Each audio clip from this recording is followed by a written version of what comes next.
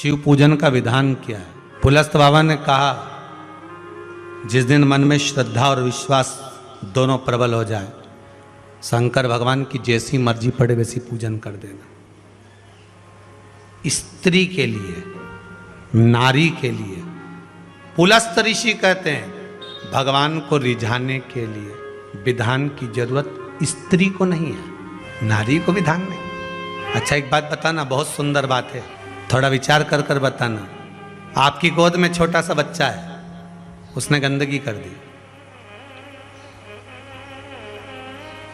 आप मंदिर में हैं, महाकाल दर्शन करने गए, छोटे से बच्चे ने छीछी कर दी, गंदगी कर दी, जो भी करना था उसने कर दिया, आपने उसके कपड़ा चेंज कर दिया। आप फिर जाओगी, नहाओगी, उसके बाद दर्शन करोगी, उसके बाद जल चढ़ाओगी क्या?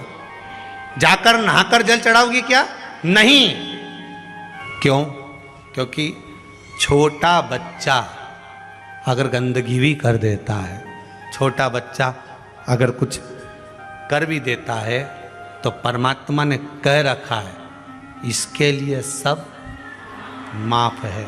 उसी तरह आप बच्चा काम, लोभ, आसक्ति, तृष्णा, वासना से दूर है, जब तक वो माया में नहीं पड़ा। हाँ, उसके बाद बड़ा हो गया और उसने गंदगी करी तो आपको फिर आप स्नान करना पड़ेगा, पर जब तक वो गोदी में है, वो कुछ भी करता है, उसका कोई दोष नहीं है। आप भी जितनी माताएं हैं, परमात्मा ने इनको कह रखा है केवल रजस्वला धर्म के वो 7 दिन आपको शिव का स्पर्श नहीं है। ऊपर भरोसा कर, संसार के लोगों पर किया हुआ भरोसा एक दिन टूट जाता है, पर भगवान पर किया हुआ भरोसा कभी नहीं टूटता। अर्चना पर शिवलिंग के लिए कहा गया है शिव पुराण में कि हाथ की हथेली पर शिवलिंग को रखकर देखना, आपका हाथ हथेली पर रखकर देखना, इस अंगूठे को खड़ा करना, बस इससे बड़ा शिवलिंग घर के अंदर ना हो। इससे जितने छोटा छोटा छोटा छोटा छोटा होगा वो आपके लिए श्रेष्ठ है। जितना बड़ा शिवलिंग होता है उसको उतनी पूजन की जरूरत पड़ती है। जितना छोटा होता है, आप उसको कहीं जा रहे हो 6 महीने के लिए, 4 महीने के लिए, 15 दिन के लिए, 7 दिन रजस्वला धर्म के हो गए, कहीं जाना पड़ गया, घर में पूजन कौन करेगा? तो जो शिवलिंग है तुम्हारा छोटे से छोटा, उस पर एक चावल, एक बेलपत्री रखकर चले जाओ, बाकी का कुछ मत करो, आप बस वो रखकर चले जाओ। फिर 6 साल, 10 साल, 15 साल बाद भी अगर आप आओगे तो शंकर कभी बद्दुआ नहीं देंगे, शंकर दुआ ही देंगे। आपको लग रहा है कि 2 दिन के अंदर मेरा रजो धर्म आएगा, मैं रजस्वला हो जाऊंगी, मेरे मंदिर में पूजन कौन करेगा? शंकर जी को जल कौन चढ़ाएगा? शंकर जी की आराधना कौन करेगा? मैं जा रही हूं यहां से दूसरी जगह पर, 3-4 महीने में आऊंगी, घर में बहू अगर पूजन नहीं करेगी तो मेरे शंकर जी का क्या होगा? तुम्हारे घर में छोटा सा शंकर का शिवलिंग है तो उस पर एक चावल का दाना और एक बेलपत्री चढ़ाकर चले जाओ। फिर कोई हाथ भी ना लगाए चलेगा, कोई नहलाए तो ठीक, नी नहलाए तो ठीक, पूजन करे तो ठीक, नी करे तो ठीक, दिया जलाए तो ठीक, अगरबत्ती लगाए तो ठीक, नी लगाए तो ठीक, वो कभी बद्दुआ नहीं देता। शंकर घर का बाप है, वो हमेशा दुआ ही देता। शिवलिंग में भेद नहीं, छोटे से छोटा, जितना छोटा शिवलिंग होगा, शिवलिंग की आकृति जितनी छोटी होगी घर के अंदर, उतना सुख देगा, उतना आनंद देगा। बड़े तकलीफों का जीवन है, कष्टप्रद जीवन है, डॉक्टर ने कह दिया।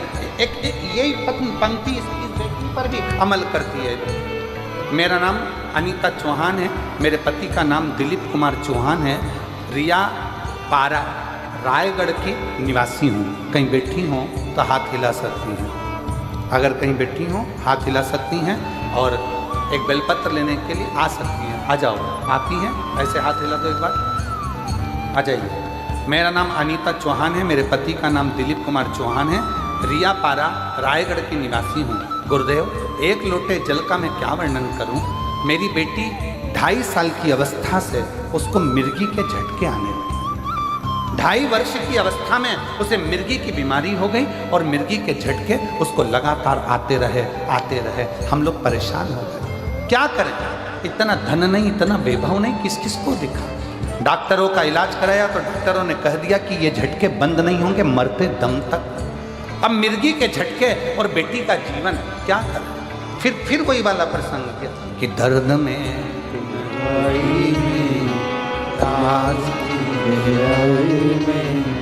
दर्द में रुसवाई में मुझे तुम याद आते हो,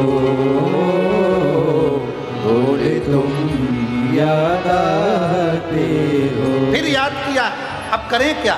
तब मेरी सहेली बोली मंदिर जाकर एक लोटा जल चढ़ाया कर, एक लोटा जल चढ़ाना शुरू कर, मंदिर जा।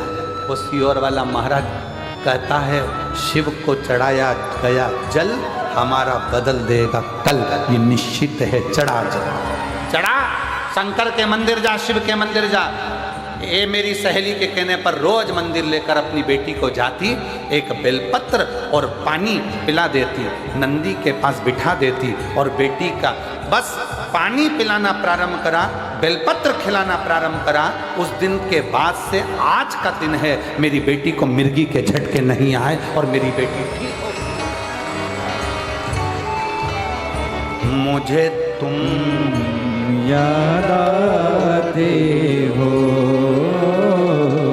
मुझे तुम याद आते हो। आप उसको भजो जब लगे जिंदगी में कि हताश हो गए, जब लगे जिंदगी में कि बहुत तकलीफ की जिंदगी चल रही है, बहुत कष्ट का प्रत चल रहा है, बहुत कष्टमय जीवन चल रहा है, तब उसका स्मरण करो, उसको